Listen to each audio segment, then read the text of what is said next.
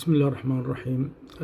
هذه رسالة مهتدية شيعية أرسلت إلي هذا الشريط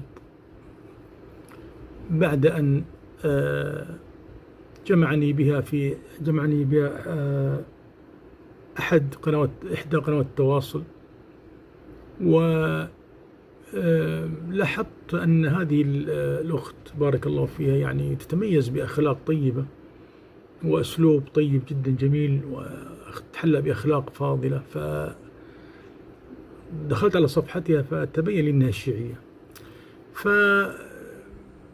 فيعني قلت لها يعني أنت يعني صراحة ممكن يعني أعرف سبب أخلاقك، أو يعني أنت أخلاقك طيبة، يا ريت الشيعة كلهم زيك يعني ما شاء الله عليك. قالت لي يا شيخ أنا أصلا مهتدية من زمان. فطلبت منها يعني باختصار شديد أن ترسل لي مقطع